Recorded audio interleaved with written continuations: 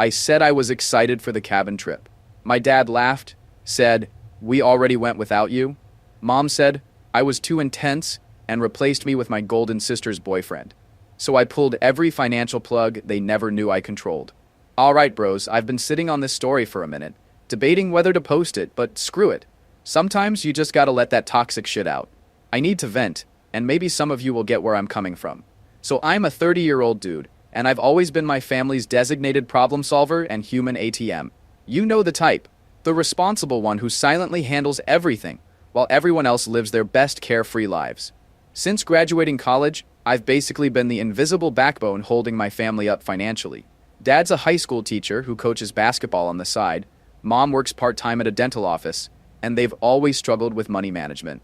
My younger brother Justin, 27 male, is your classic, still figuring life out type who's been floating in and out of community college for 6 years. My sister Kate, 25 female, is, well, she's the Instagram yoga aesthetic girl whose bank account permanently says insufficient funds. The financial support started small. Justin needed textbooks. Kate's car needed repairs. Mom and Dad were short on their electric bill. Normal stuff that family helps with. But over time, it morphed into something else entirely. When Justin got kicked out of school for forgetting to submit financial aid forms, guess who paid the $7,800 to get him reinstated? Me. When Kate quit her receptionist job to find her purpose and couldn't make rent for 3 months, that was $3,600 from my account. And when my parents' HVAC system died mid-summer, I fronted the $12,000 for a new one. I co-signed Justin's car loan because his credit score was basically in the single digits. I quietly set up auto payments for my parents' utilities after noticing their lights flickering during a visit. Turned out they were 60 days behind. I sent Kate $2,500 for a second car after she totaled the first one by forgetting oil changes were a thing. The craziest part is that I never complained. Not once. My grandfather, tough old Montana rancher type, was my model growing up. He handled business quietly. No drama, no seeking validation, just silent competence. That's how I operated. Take care of your people, don't whine about it. I make decent money in software sales. Not rolling in cash, but comfortable enough to help out while still building my own life. My apartment's modest. My car's reliable but not flashy. My only real splurge is my hunting gear. Quality stuff that lasts. And that brings me to what this story is really about. The Montana hunting trip. This wasn't just any vacation. This was sacred territory. My grandfather built that cabin with his bare hands in the 70s. 3 bedrooms, hand-cut logs, a stone fireplace that heated the whole place. It sits on 40 acres that backs up to National Forest. The kind of spot where you stand on the porch at sunrise and see nothing but trees and mountains for miles. I shot my first deer there at 12. Gutted it myself while Grandpa supervised. Every Thanksgiving break since I was a kid, the men in the family would head up there for a week. No phones, no bullshit. Just hunting during the day and genuine connection around the fire at night. After Grandpa died, the cabin went to my dad and Uncle Mike. Uncle Mike's cool, perpetually late to family dinners, but never, and I mean never, misses a hunting trip. As we got older, I naturally took over planning these trips. Booking the cabin time, other relatives sometimes use it, making sure licenses and tags were sorted, coordinating supplies. For the past 5 years, I even fronted the deposit, $1,200 that I'd wired directly to the lodge office that manages maintenance when we're not there. Was I detail-oriented about it? Hell yes. I made spreadsheets. I had checklists. I mapped hunting zones. But that's because I actually give a shit about things going well, about everyone having a good time, about nobody getting lost in the woods or accidentally shooting themselves because they didn't check their equipment. So when my sister set up a family Zoom in September, I figured it was to lock in dates for the trip. I had already sent in the deposit, and I was ready with my planning documents. I joined the call from my apartment, camera on, headphones in, prepping to run through dates, weather predictions, and even who was bringing the damn jerky this year. Dad, Mom, Justin, Kate, all on screen. Everyone seemed weirdly giddy, like they were sharing some inside joke I wasn't part of. "Hey guys," I said, pulling up my hunting prep document. "So I've got the deposit in for the last week of November. Same as always." I was thinking, "Oh my god, wait till you hear what happened at yoga teacher training," Kate interrupted, practically bouncing in her seat. "This guru from Bali showed up and chose me to demonstrate the advanced crow pose." What the hell? I waited for someone to acknowledge what I'd said. Nobody did. Justin jumped in with some story about a professor who gave him an extension just because he liked my vibe. Mom started rambling about a new potato recipe she found on TikTok. Dad kept nodding along, occasionally chuckling like everything was just so damn amusing. I sat there for a full hour. Not a single mention of the trip. Not once. Finally, I spoke up. So, are we confirming the hunting trip dates or what? Mom looked at Dad. Dad looked at Justin. Justin suddenly needed to check his phone. Oh, we'll figure all that out, Dad said, waving his hand dismissively. You always get so worked up about the details, Alex. Try to relax a bit this year, will ya? Leave the spreadsheets at home. Kate giggled. Yeah, this year's gonna be different. The energy's gonna be amazing. Different? What the hell did that mean? The call wrapped up without any actual plans being made. I hung up feeling unsettled. Like I had missed something obvious. The next morning I texted Justin. So are we locking in the Montana dates or what? Need to request time off work? No response. 8 hours later, I tried again. Dude, I need to tell my boss by Friday. Are we doing the usual week? Nothing. Radio silence. I figured he was being his usual flaky self, so I called my dad that night. Straight to voicemail. Same with my mom. Weird, but not unprecedented. Cell service at their place can be spotty. What was unprecedented? 3 days of nobody responding to texts or calls. Finally, I called Uncle Mike. He's always straight with me. Uncle Mike, what's going on with the hunting trip? Nobody's responding to my messages. Silence on the line. Then, you didn't go with them? My stomach dropped. Go where? To the cabin. They left 2 days ago. I sat down slowly. The cabin. Our cabin. The trip we'd been doing together for nearly 2 decades. They'd just gone. Without me. There must be some mistake, I said. Maybe they thought I couldn't make it. I don't think so, buddy. Your sister posted photos on Facebook yesterday. Looks like they brought her boyfriend instead. Her boyfriend. Chase. Effin' Chase. Let me tell you about that dude Chase. 29 going on 19. Works at a trendy coffee shop and calls it his coffee artistry career. Wears beanies in summer. Has a tattoo of a compass that doesn't even point north. The kind of guy who calls himself a forest enthusiast, but gets winded walking up a flight of stairs. This dude once asked me if elk were just fancy deer, and if you could eat bears. He literally referred to deer as forest dogs, in a completely serious conversation. The one time he came over to my place for a family dinner, he spent 20 minutes explaining why he doesn't shower daily, because it disrupts your natural microbiome. His idea of outdoor preparation is buying trail mix and a new phone case with a mountain design on it. I gotta go, I told Uncle Mike, and hung up. I immediately opened Instagram. There they were, my family at our cabin. Dad, Justin, and Chase posing with rifles on the front porch. Chase wearing what looked like brand new hunting gear. Price tags barely removed. Kate's caption, annual Thanksgiving hunting trip with my favorite guys. My hands were shaking. I scrolled more. A photo of them around the fireplace. Chase in the middle, telling some story with his hands in the air. Everyone laughing. Another photo of breakfast in the kitchen. Chase apparently made pancakes shaped like animals. I texted Justin again. So you all went to Montana without telling me? 20 minutes later, he finally responded, thought you knew. Figured you were busy with work or something. Bullshit. Complete bullshit. I request this time off every year. Everyone knows this. I called my sister. She actually picked up. Oh, hey, Alex, she said, sounding distracted. Voices and laughter in the background. My cabin. My trip. What the hell, Kate? You all just decided to go without me? Don't be so dramatic.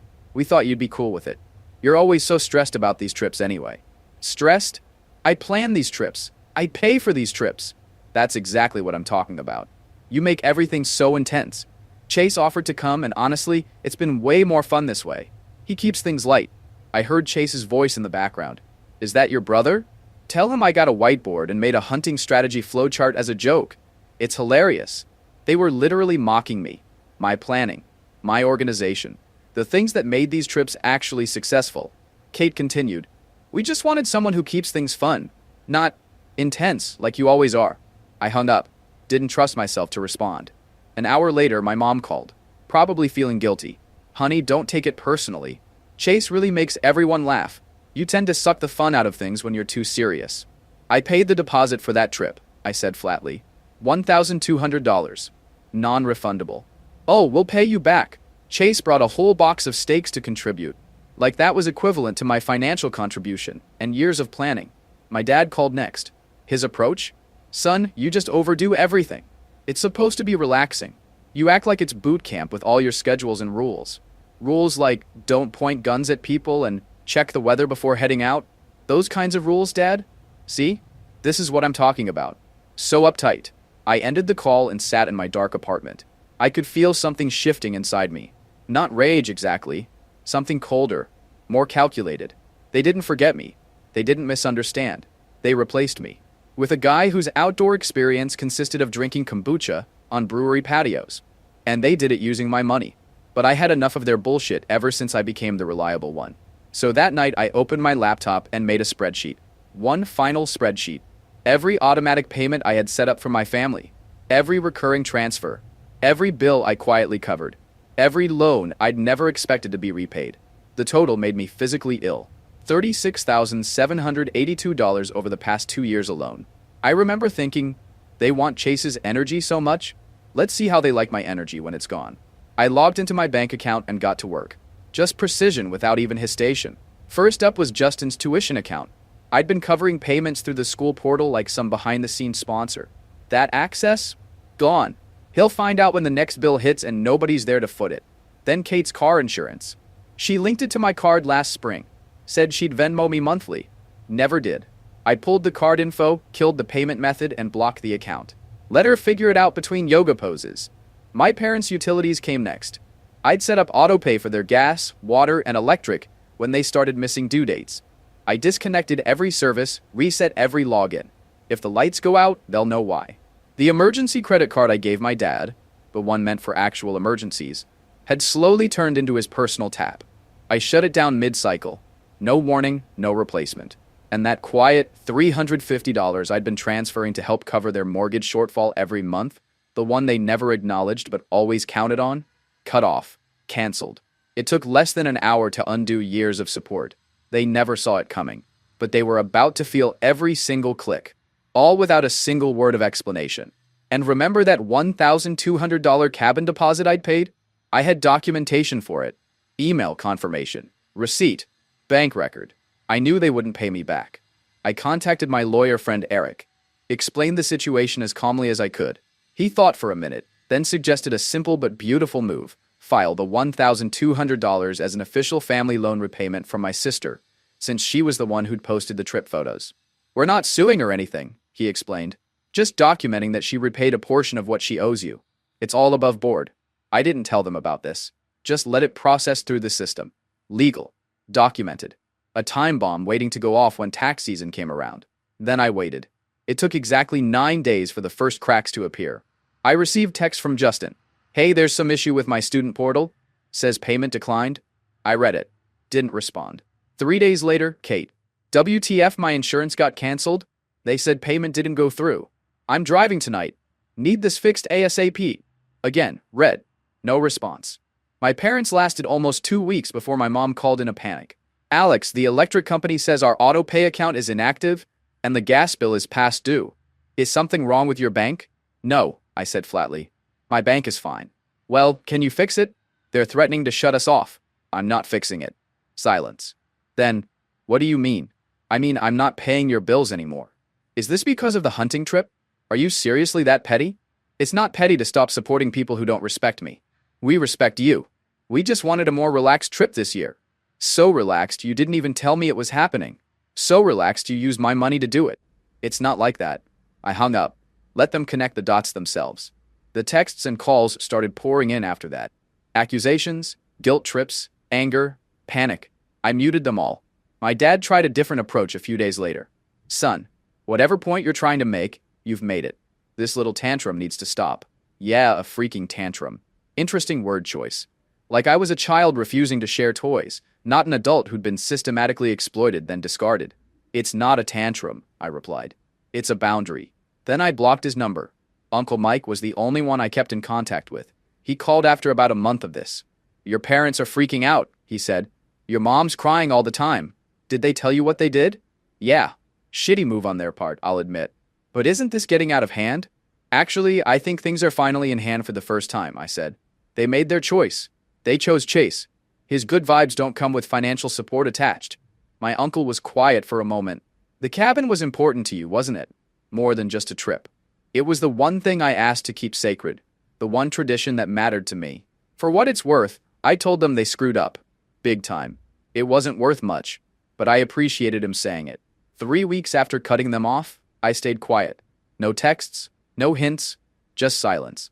But I needed to see it, not hear about it. I wanted the front row seat to their unraveling.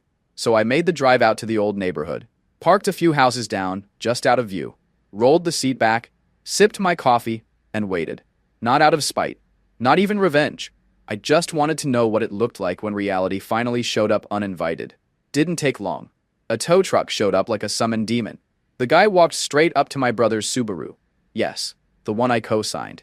There was a whole dance of excuses and frantic phone checks, arms flying everywhere, but it ended the only way it could, with the car getting lifted and hauled off, repossessed. Just like that.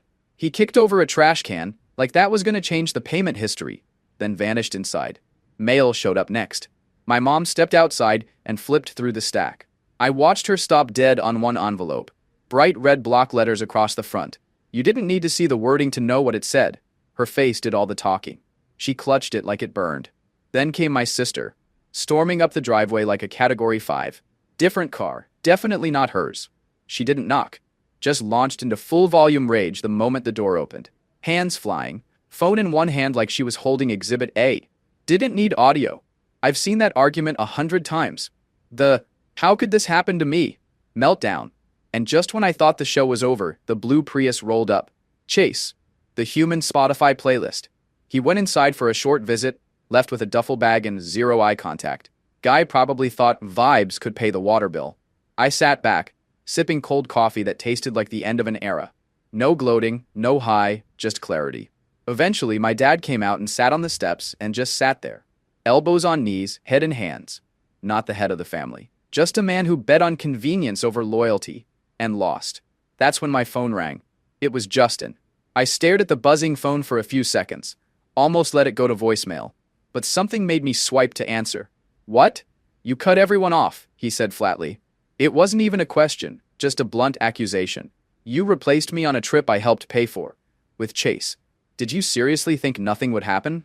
A long, uncomfortable silence stretched out. You didn't even ask for the money back, he finally said, his voice weaker than before.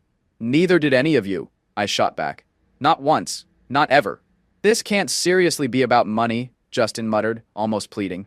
It's never been about money, I said coldly. It's about respect, something none of you bothered to show me. Another tense pause followed, filled only by the faint sound of his breathing. Chase bailed, he admitted quietly. The second things got rough, he was gone.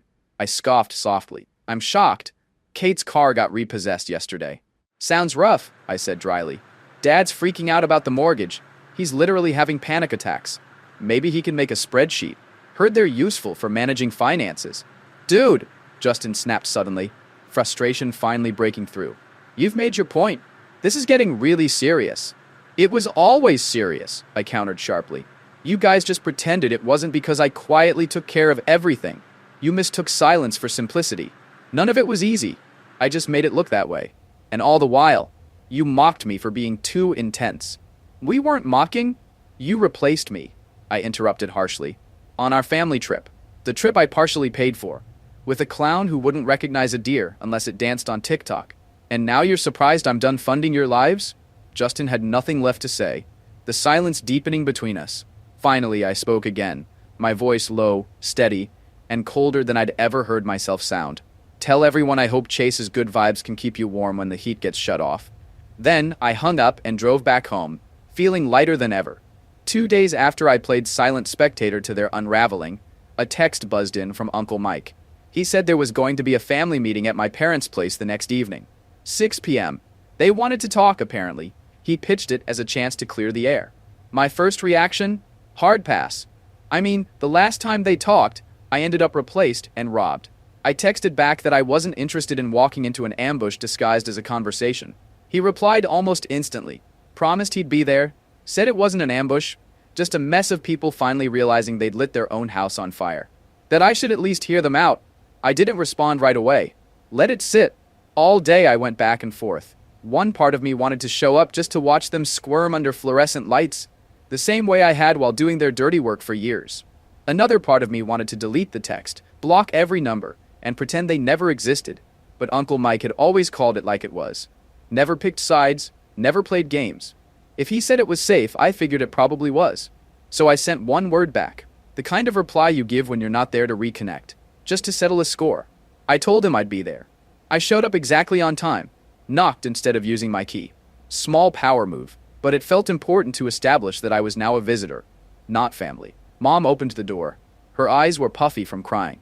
She moved to hug me, but I stepped past her into the living room where everyone was waiting. Dad on his recliner, Justin on the couch, Kate in the armchair, looking sullen, Uncle Mike standing by the fireplace, arms crossed. No Chase in sight.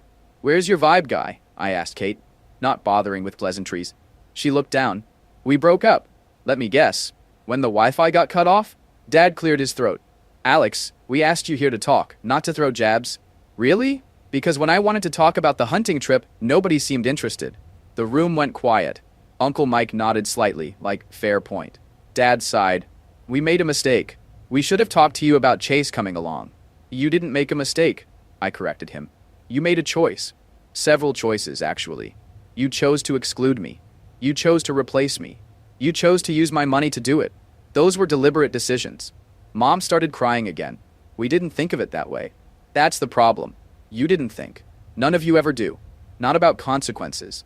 Not about how your actions affect others. You just live in the moment, expecting me to clean up after you." Justin leaned forward. "Bro, we get it. You're pissed. But cutting everyone off like this? Mom and Dad might lose the house." I laughed. Actually laughed out loud. "You think I don't know that? I've been preventing that exact outcome for years. Every month I've been quietly transferring money to cover the gap in their mortgage. Money none of you knew about because I didn't broadcast it. I just handled it. Like I handled everything." The look of shock on their faces was almost worth the price of admission. "How much?" Dad asked quietly. "How much have you been giving us? In the last 2 years? Almost $37,000? Spread across all of you." Kate gasped. "That's not possible." I pulled out my phone, opened a document, and started reading. Justin, $7,800 for tuition reinstatement. $3,200 for car down payment. $1,400 for that emergency root canal last year. Kate, $3,600 for rent when you quit your job. $2,500 for your second car. $1,200 for that yoga training you absolutely needed. I kept going, item by item, dollar by dollar. The room grew more silent with each amount. When I finished, I looked up. And all I asked, literally the only thing I ever asked for in return, was respect for our family hunting tradition. The one thing that mattered to me. Uncle Mike cleared his throat. "I think what Alex is saying is valid. You all took advantage, whether you meant to or not." Dad stood up suddenly. "Now wait a minute. We never asked for all that money. Some of it you did. The rest I gave because that's what family does. Until the family decides you're not really part of it anymore." "That's not fair," Mom said. "The trip was just one thing. It wasn't just a trip.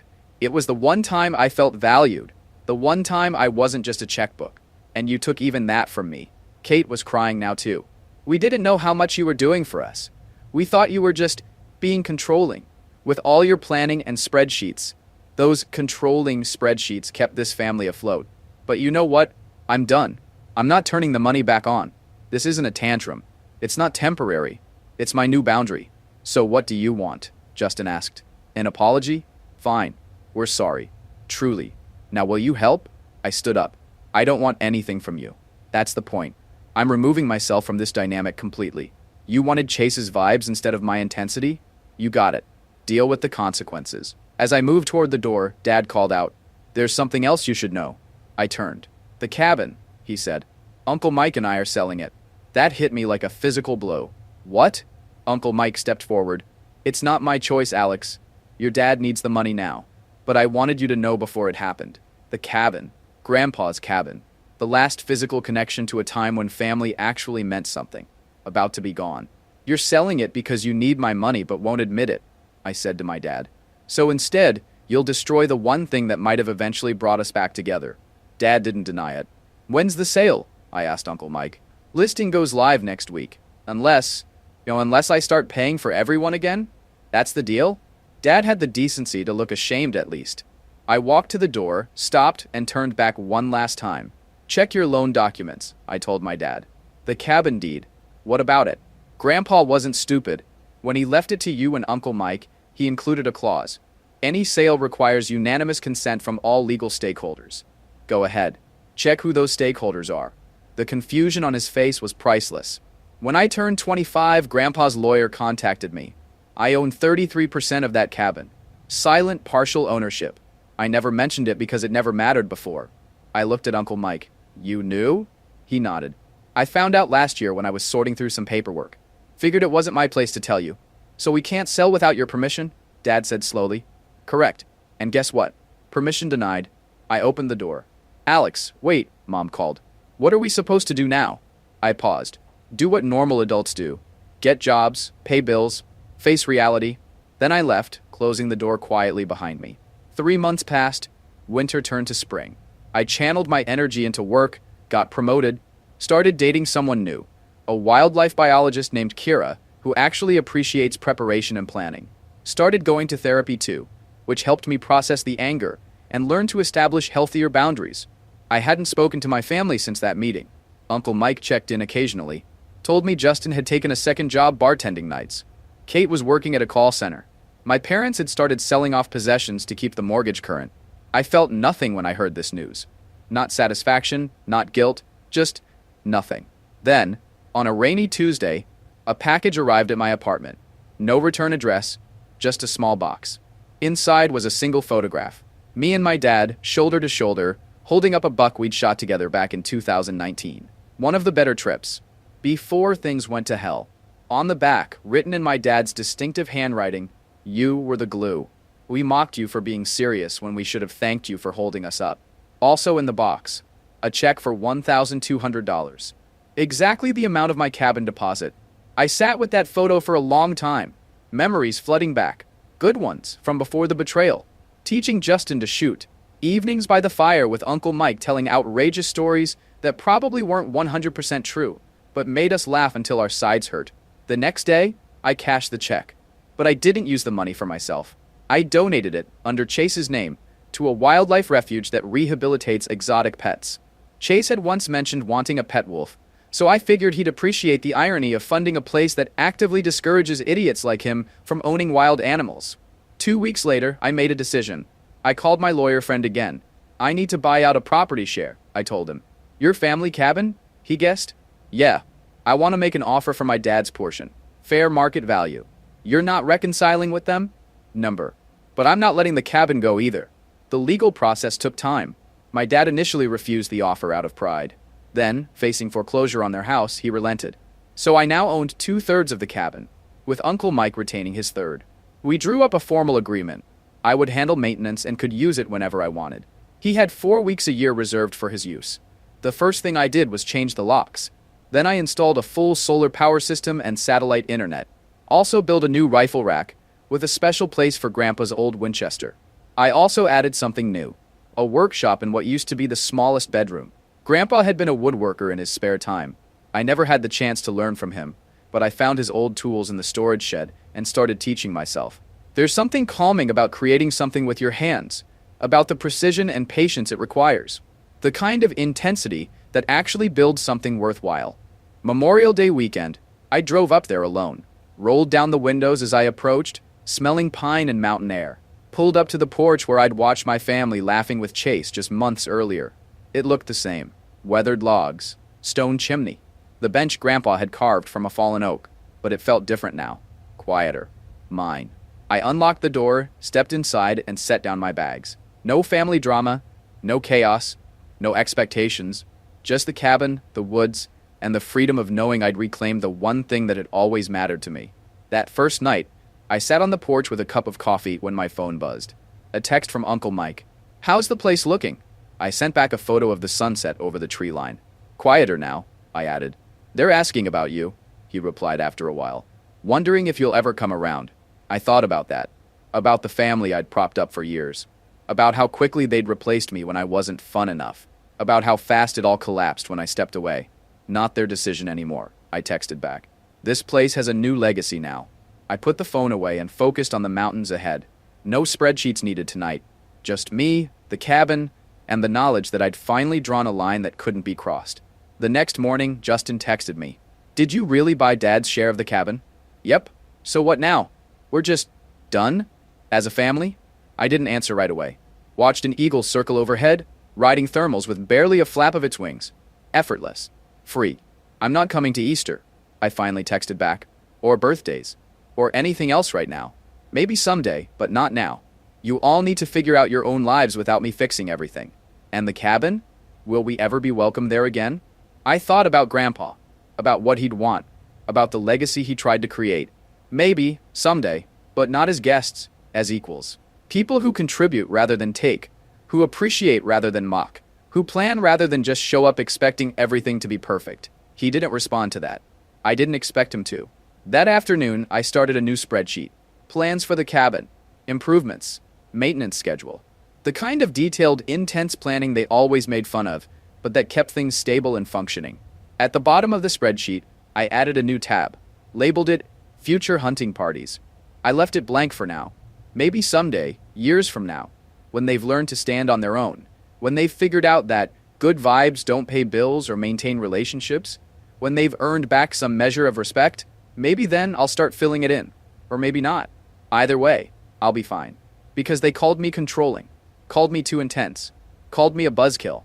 Turns out, I wasn't the problem. I was the solution they never deserved. And now? Now I was free.